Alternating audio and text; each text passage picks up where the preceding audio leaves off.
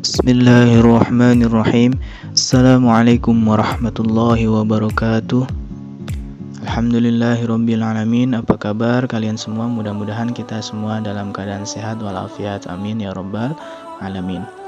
Oke, pada kesempatan kali ini kita akan melanjutkan materi pada pertemuan yang pertama.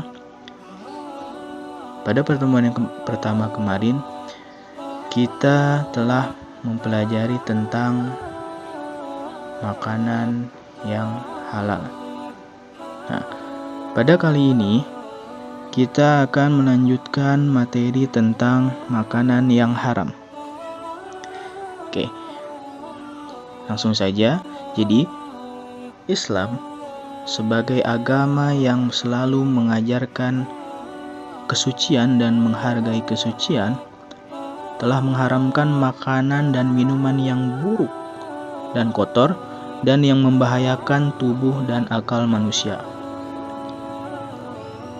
Nah, jadi semuanya Allah Subhanahu wa taala mengharamkan untuk kita makan makanan yang haram pasti mengandung keburukan bagi kesehatan tubuh ataupun akal manusia, seperti itu.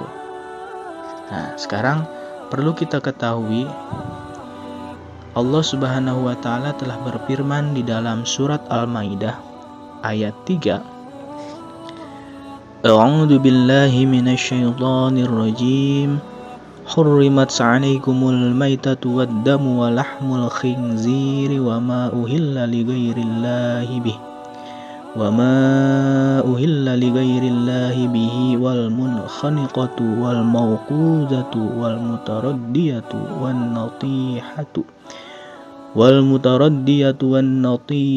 وَمَا أَكَلَ السُّبُعُ إِلَّا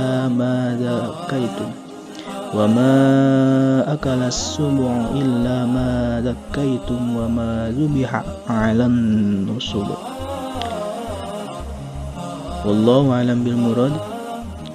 Artinya, diharamkan bagimu memakan bangkai, darah, daging babi, dan daging ataupun hewan yang disembelih bukan atas nama Allah, yang tercekik, yang dipukul, yang jatuh, yang ditanduk, dan yang diterkam binatang buas, kecuali yang sempat kamu sembelih. Dan diharamkan pula yang disembelih untuk berhala. Al-Quran surat Al-Maidah ayat 3. Jadi Allah Subhanahu wa taala telah berfirman di dalam surat Al-Maidah ayat 3. Maksud dari ayat tersebut yaitu mengenai sebagian jenis makanan yang diharamkan untuk kita konsumsi secara umum. Nah, makanan itu diharamkan karena akibat buruk yang dapat ditimbulkan terhadap tubuh kita. Jadi, apabila kita memakan di antara makanan tersebut, itu akan menimbulkan atau mengakibatkan dampak buruk terhadap diri kita. Maka dari itu Allah melarang kita atau mengharamkan kita untuk memakannya. Selain itu juga karena di dalam ayat tersebut diantaranya makanan, ada beberapa makanan yang telah diharamkan karena adanya unsur kemusyrikan seperti sembelihan yang tidak menyebut nama Allah dan yang ditunjukkan untuk berhala yang disembelih, berhala yang disembah gitu.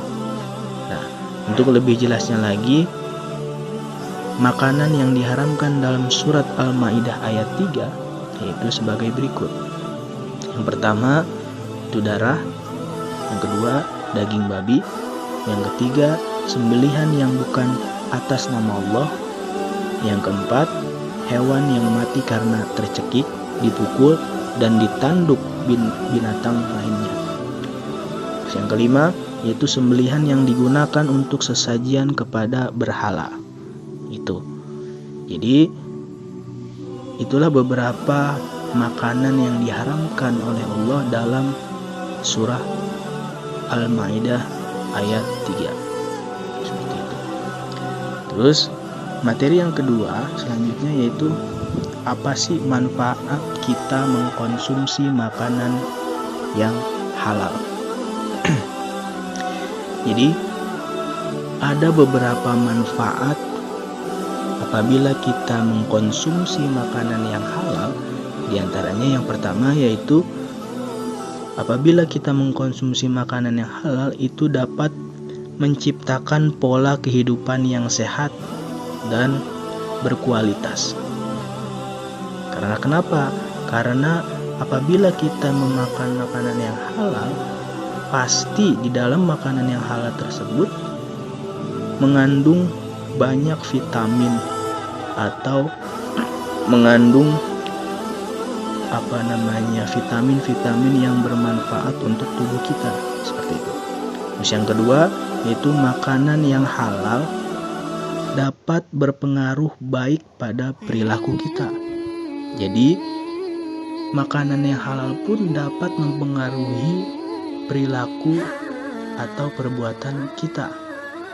Jadi apabila kita mengkonsumsi makanan yang halal, itu nantinya akan berpengaruh terhadap perilaku dan perbuatan kita, seperti itu. Terus yang ketiga, meningkatkan kecerdasan.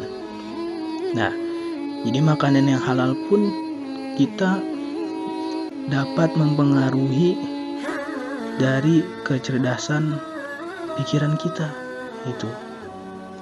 Nah, seperti itulah.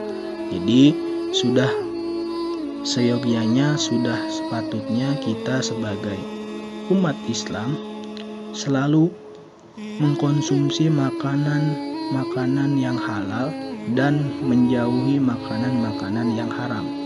Agar kenapa? Pasti Allah telah mengharamkan sesuatu, pasti akan berdampak buruk terhadap tubuh kita. Dan sebaliknya apabila kita memakan makanan yang halal, pasti di dalamnya mengandung manfaat. Ya, seperti itu. Oke, mungkin cukup sekian untuk pertemuan kali ini. Semoga bermanfaat. Assalamualaikum warahmatullahi wabarakatuh.